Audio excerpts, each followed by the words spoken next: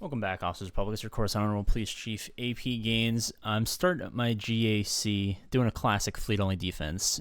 Sometimes when your opponent has bad ships and they have an unbelievable amount of GP, more than you have, as I'm sure many of you guys have come in contact with, you have to do the occasional fleet-only defense. And the great part of the fleet-only defense is you get to utilize characters that you otherwise wouldn't. So I got to use Afra on offense today, which was kind of fun. I took it against this Jabba. Now, this is a normal person Jabba, and I used a normal person Afra. No datacrons on either, so that's not really muddying the water there anywhere. And we got 60 banners. Everyone didn't have full protection, but the battle never felt scary in the slightest. It never felt like there was anything in doubt. And I know a lot of sentiments about characters and how good they are and what they counter stems from, Kyber 1, which is not very many people because CG decides to just endlessly squish it over and over again. So not really applicable to 99.9% of people, but Afra is so unbelievably good on offense and defense, with or without datacrons. I'm actually considering farming up a Chrysanthemum to 5 or to 3 and not going for Jabba and sticking it on my Dr. Afra team. Just for funsies. I hope one day she gets a dark side droid tank of some kind, and that team will be absolutely broken. But there's not even 4,000 Afras in the wild, which means only 1% of players actually have her. And as a character who is a backbone team with really good requirements, I mean, what are the Afra requirements? The 2 droids, Hondo and Sonastaros. Sonastaros, part of a backbone team. The 2 droids go with Afra. Hondo is one of the best characters in the entire fucking game. The requirements are good. There was this debate for a while between her and StarKiller, and I feel like StarKiller ended up winning that debate because at the time of the debate, StarKiller was accelerated, and we were unsure how Afra would perform after her super OP Datacron left many months ago. But in my own very, my God, not arbitrary. What's the word that you use? Anecdotal. In my own anecdotal experience, I don't have a relict Palpatine, so being able to put a Datacron on the StarKiller team maybe make it even better, and who knows? There's probably some juice that can be added to both these teams to get the max value.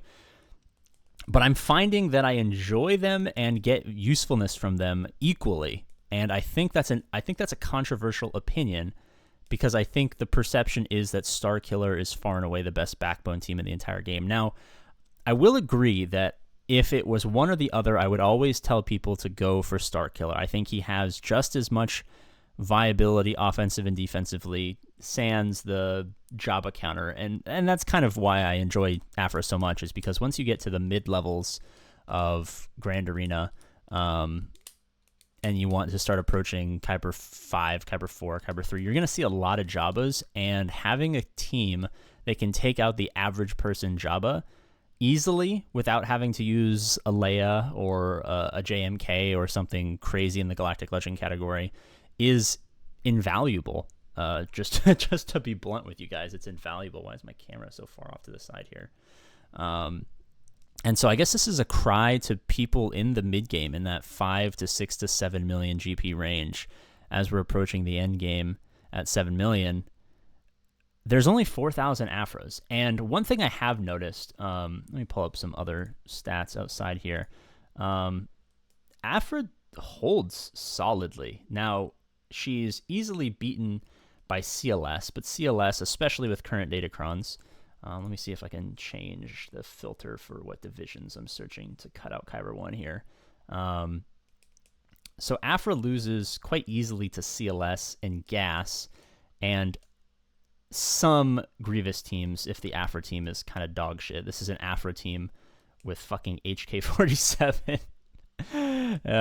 There's some wild Afra teams that kind of get assembled when Darth Vader goes elsewhere, which is fine. But having the ability to stack those CLS counters is pretty juicy. I mean, zones that have been super effective for me have been zones with Afra and Gas next to each other. a lot of people instinctually go for the gas with the CLS and then leave the Aphra for later and then kind of struggle there. And then I know this was a little bit, is going to be a little bit outdated, but gas with his 15% health datacron was an absolute wrecking machine for normal players. If they happened to go Aphra, gas would end up sweeping up the mess. But I think the point I'm trying to make is, if you have StarKiller and you're punching up, you know, like all of my fucking GACs at this point, I have to fleet only because my opponents are like 12 million, every GL, every backbone, and Riva, and their ships are like just low enough to where I can probably pull off a fleet only. And, you know, they end up working sometimes, and sometimes when they have, you know, 12, 13 million and all of the GLs, and oh wait, they also have 7-star Executor and Profundity and Leviathan. You know, those ones you just can't win, right? You know, those are just like go fuck yourself GAC matches. But if you're in the range where you're struggling with a lot of punch ups and you have StarKiller and you're wishing that you had another StarKiller, well, I guess might I interest you in an Aphra. StarKiller 2.0, very much kind of forgotten. Let me see if I can pull up some more stats here. So there's not even 4,000 Aphras. Oh, but there's barely 5,000 StarKillers. That can't be true. Wow. Okay. Well, I guess Aphra is as rare as StarKiller. It's very interesting to see that there's actually such a small amount of players who farm backbone teams. Now, I know it's kind of out of the way. Let me actually do some shenanigans here. There's only, oh, interesting. This is only counting relict versions of characters. Let me go to Piet. Piet has to have 1 million Piets. Okay, these statistics about the number of,